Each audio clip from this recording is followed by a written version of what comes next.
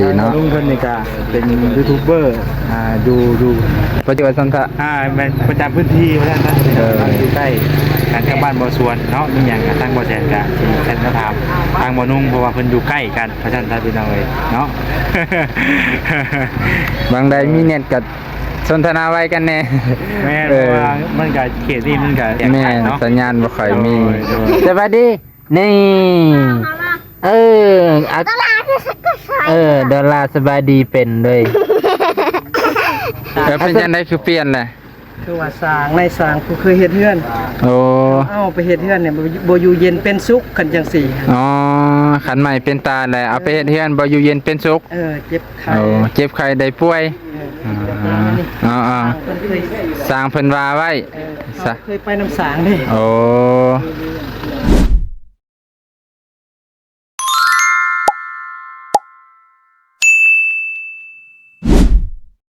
สบายดีพ่อแม่พี่น้องสวัสดีครับพ่อแม่พี่น้องลุงป้านาหลานเบิดทุกคนวันนี้ตอนแรงนะตอนแรงบ่าวสวนเพิ่นจะไปเอาไม้ท่านผู้ชมซึ่งก็ถือว่าเฮาก็ได้มาน้ำเพิ่นนะพอดีเพิ่นบ่าวแสนให้มานำบ่าวสวนมาเอาไม้อยู่ตะแล้วท่านผู้ชมเพราะว่าบ่าวแสนเพิ่นซื้อไม้เส้นหน้า8นี่แหละมาใส่เฮือนเพิ่นพอดีมันยังบ่แล้วนะท่านผู้ชมพ่อแม่พี่น้องเส้นทางทางนี้ก็อุ้ยงามหลายท่านผู้ชมปูยางพอดีแหละท่านผู้ชมตอนนี้ก็ฝนตกหากระซิบหากระแล้วท่านผู้ชมเอ้ยฝนหากระตกแล้วทางหน้ากับแบบว่าอุ้ยขี้เมฆขี้ฝนเมฆฝนทิ้งท้ายน่าจะฝนทิ้งท้ายแล้วเนาะเพราะว่าจังไดแหละเขาหน้าตาก้ากับที่ว่าดำมันแล้วทองมันแล้วม่านมันแล้วฝนก็เลยฝนทิ้งท้ายคิดว่านะท่านผู้ชมฟังไทยเป็นจังได้หลายจังหวัดก็เห็นฝนฟ้าคะนองเต็มพื้นที่เด้ท่านผู้ชมบางหม่องก็น้ำท่วมแต่ว่าทั้งนี้บ่าวนุ่งกับแดดเป็นสัปดาห์เลยท่านผู้ชมฝนฮากามาเมื่อนี่แหละเมื่อวานนี่แค่ฟ้าห้องมาเนี่ยฝนมาแล้วเบิ่งทางในเด้อท่านผู้ชมเอ้ยบรรยากาศหัวค่ำหัวแรงท่านผู้ชมป้าทางเนี่ยทางฝนจะขาดฝนตกอยู่ทางฝนเดี๋ยวทางนี้ยั่งอยู่ยั่งแบบตั้งเข้าเดี๋ยวสิไปเบิ่งตอนที่เขาเอาไม้ท่านผู้ชมเอาไม้ขึ้นแล้ววันนี้บ่าวแสนเบิ่งคือสิมาจ่ายขาไม้เนาะตอนนี้เพิ่นก็ขี่รถตามหลังเฮาท่านผู้ชมเดี๋ยวสิให้เบิ่งเลยท่านผู้ชม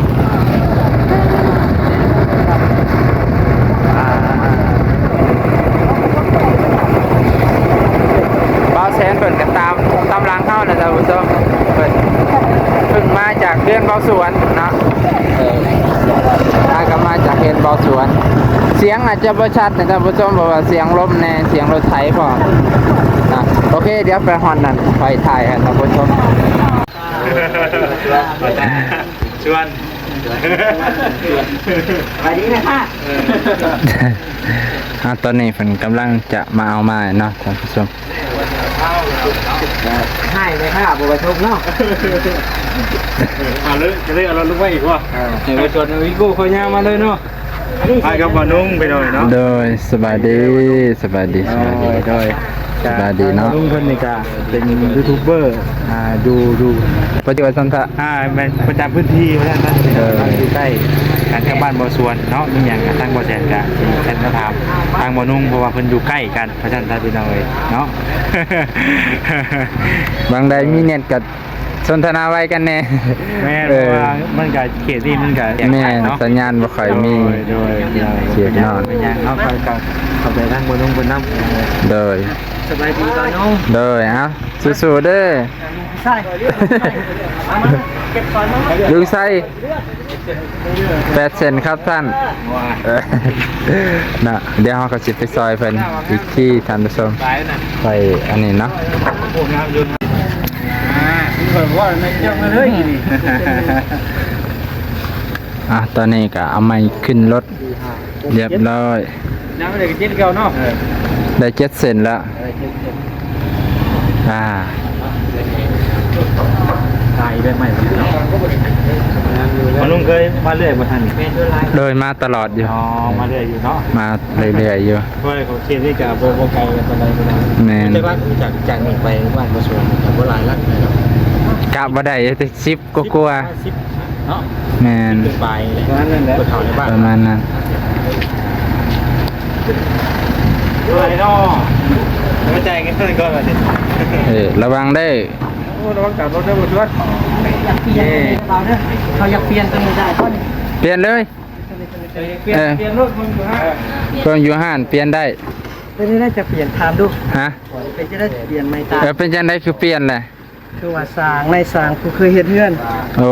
เอาไปเฮ็ดเฮือนเนี่ยบ่อยู่เย็นเป็นสุขกันจังสี่ อ๋อขันใหม่เป็นตาแหละเอาไปเฮ็ดเฮือนบ่อยู่เย็นเป็นสุข เจ็บไข้ โอ้เจ็บไข้ได้ป่วยอ๋อ เพิ่นเคย สร้างเพิ่นว่าไว้ซะ เคยไปน้ำสางเด้ โอ้เอามีเหตุผลได้บ่าวสวนเพิ่นน่ะไม่มีตานี่ไปเฮ็ดเฮือนนี่บ่อยู่เย็นเป็นสุขคันฮ้อนหลายก็ติดแอร์เพิ่นน่ะโอ้ น่าอันนี้ความเสื่อของโบราณเพิ่นท่านผู้ชมนะป้าตวนี่ก็บ่าวแสนเพิ่นกำลังชำระการซื้อไม้เนาะ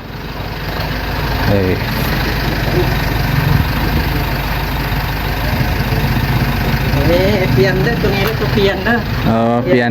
นับเบิ่งในเด้อแม่ค้าจะได้ว่าเอาลายเส้น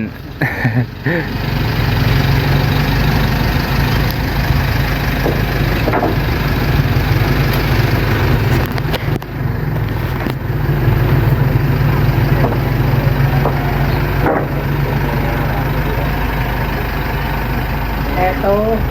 8 ว่ะ โต8เซน 8 นะบ่าวสวนเพิ่นนับเรียบร้อย8 พี่น้องตัว2 4 6 8ที่แรกนะว่า20 เซนแล้ววันนี้เพิ่นว่านับไปนับมายังเหลือ8 เซนแต่ว่าน้อยกว่าเก่า20 เซนเพิ่นก็บ่ได้เอามาส่งดอก20 เซนเพิ่นก็บ่ได้มาส่งแล้วบัดนี้8 เซนก็แฮงคิดยากแล้วเพิ่นว่าเนาะก็ถือว่าก็ลดค่าใช้จ่ายไปหลายท่านผู้ชมในการซื้อไม้ในครั้งนี้เนาะโอเคนับเบิ่งเด้อแม่ค้าเด้อ หลายคือตัวนั้นบ่มาจ้ะ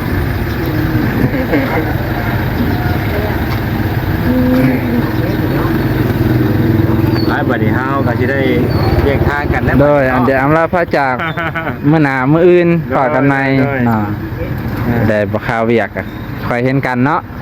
โดย บางเบิ่งจะไปเอาน้ำมา โอเคเนาะ น้ำ เอา ยาเต้าก็ไปซ้ำ โอ้ระดับ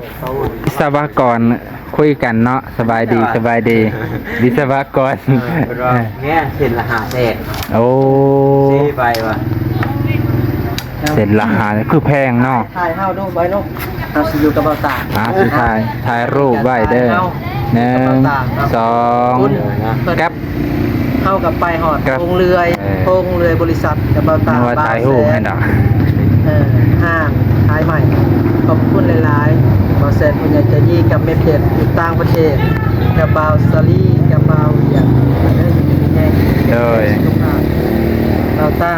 อายุมันพันยืน สาธุ เข้มแข็งสุขภาพ โดยไอ้ส่วนคือกัน เมียฮักครัวฮัก โดย ลูกฮักแข้งเบิ่งแย่งตลอดจนเฒ่าแก่ โดย มีเงินมีคำรวยๆไปน้ำกันเด้อสาธุ เนาะ สาธุ เดี๋ยวเบาน้องสาธุมันยืน โดยสาธุ สาธุ รักกันตลอดนิรันดร์เออ รอที่ด้านรอด เออ ไม่เป็นจะว่าสปอร์ตไปใครมั่ง โมเมนต์ บ่แสนบ่บ่สลีเพิ่นจักโอ้บ่าวแสนเพิ่นบ่าวแสนมันซื้อน้ำเย็นๆมาฝากท่านผู้ชมมากัน3 คน เดี๋ยวนี้ชวนเลย เมื่อแรงบ่ได้นอนนี่เนาะหมดคืนเลยแหละเบาเซนเฮา เลย เพิ่นไปฮอดทุ่งเรือยฮอดทุ่งงาน เลย อยู่มันปันยืนเบาแซนซื้อน้ำเย็นมาให้เล็กไม้48 8เซนเบาเวียดนามขอบคุณ เงินที่ว่าซื้อไม้เนี่ยกับมวยเงินบ่แสนหรอกเงินทางมือเพชรเด้อ โอ้ เอา ว้าวเสียงที่มันจะได้ยินขอบคุณเบาแซนเบาเวียดเบาสาลีอายุมันปันยืนปันใดพาไปฮอดทุ่งเรือยฮอดทุ่งอ่านคายไม้สาธุเบาแซน เอาทั้งง่ายกับเดินทางปลอดภัยเด้อ โอเค สิครับเลย โอเค แต่ว่ามีหยังก็ให้ทางสร้างเพิ่น พ่อแม่พี่น้องเฮาก็แสดงอำลาพาจากกันเพียงเท่านี้หลังจากที่การซื้อใหม่ก็เสร็จสิ้นแล้วการสำระเงินก็เรียบร้อยนี่ก็ขอขอบใจเมเพชรที่อยู่ต่างประเทศคือสิต่างประเทศเนาะเพิ่นได้ซื้อใหม่ให้ว่าซั่นเถาะ มัดไว้ เออ มัดบ่ เอาขอขอบใจขอบพระคุณหลายๆฝากกดไลค์กดแชร์กดติดตามเช่นเก่าเช่นเคยเด้อขอบพระคุณหลายๆ มาตา โอเคท่านผู้ชมตอนนี้ก็กำลังกลับเนาะอันนี้ก็สปอนกระทิ่งแดงท่านผู้ชมหันบ่าวแสนเพิ่นซัพพอร์ตอีกทีหนึงขอบใจขอบพระคุณหลายๆบ่าวแสนแล้วก็แม่เพชรนั่นแหละน่าจะแม่เพชรนั่นแหละที่เพิ่นซัพพอร์ตการซื้อใหม่ของเพื่อนบ่าวสวนแม่เพชรเพิ่นอยู่ต่างประเทศบ่ได้อยู่ในประเทศไทยหรือประเทศลาวเนาะบ่าวสวนบ่าวสวนบ่าวสวนบ่าวสวนเมเพชรนี่อยู่ต่างประเทศป่ะเมเพชรอยู่ต่างประเทศป่ะโอ้จอดเด้อจอดเด้อจอดบ่แล้วเจ้าสิซื้อบ่แล้วถ้าซื้อก็จอดน้ำอีกซื้อน้ำอีกเอ้าบ่ซื้อป่ะ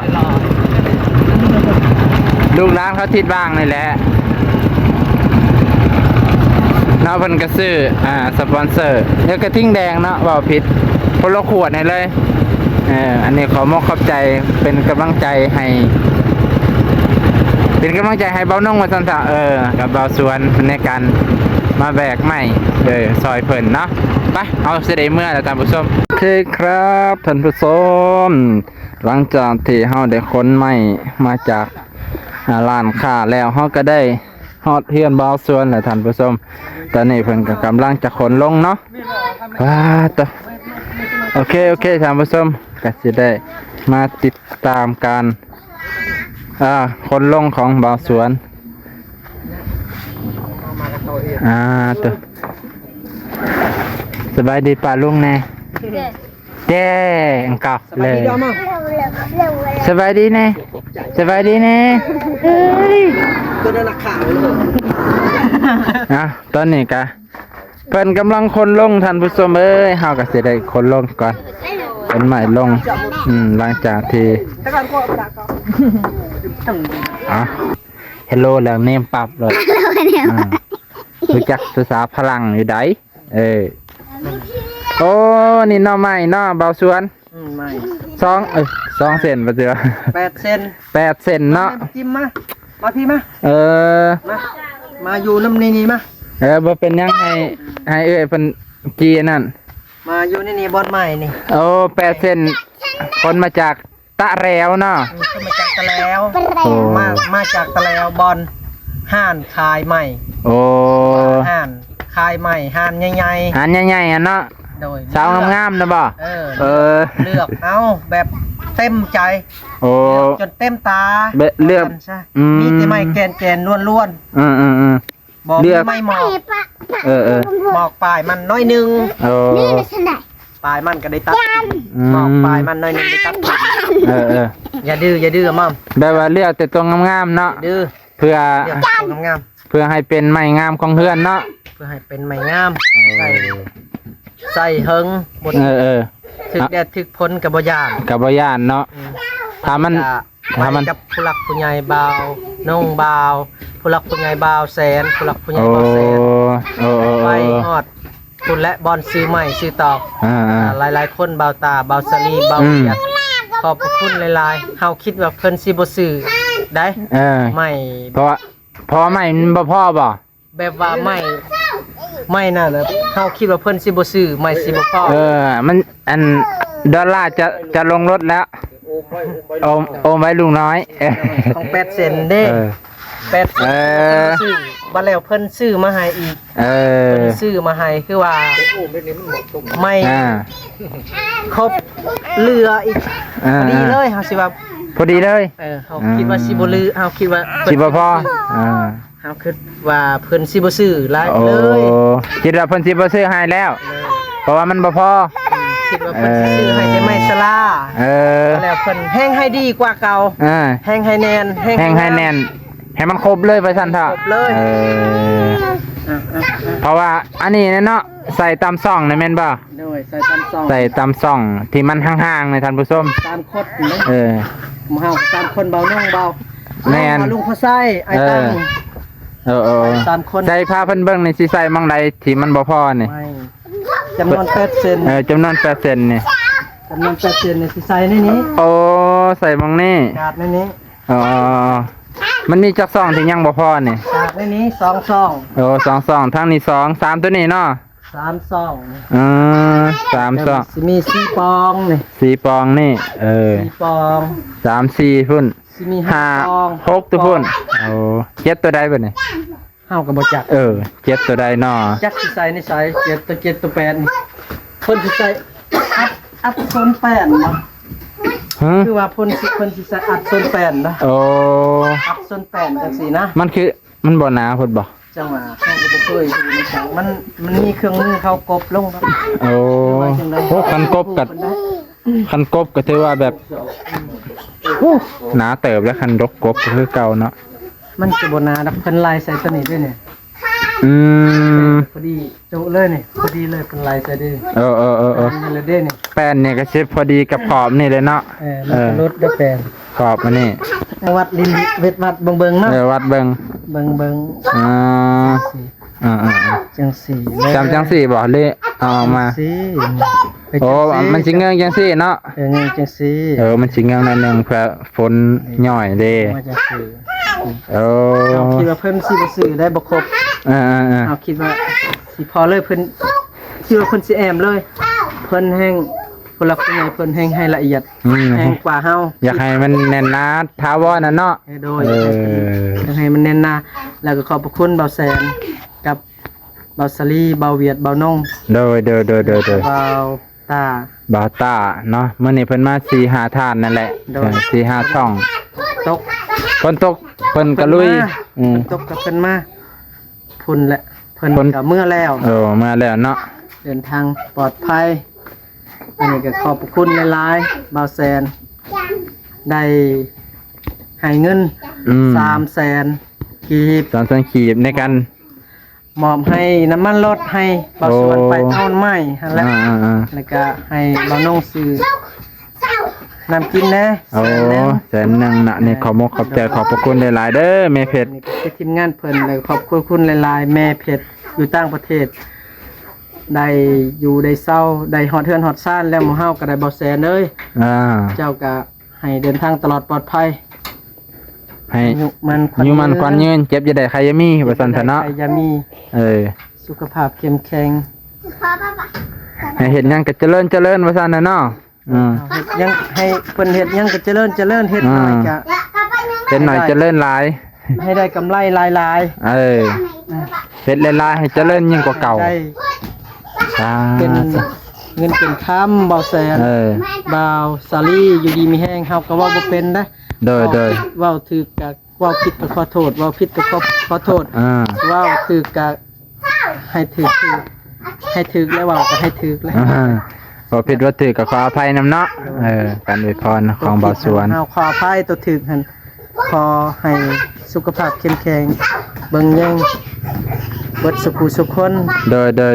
สิทธิ์คุ้มครองไว้ให้ยืนคือกันกับ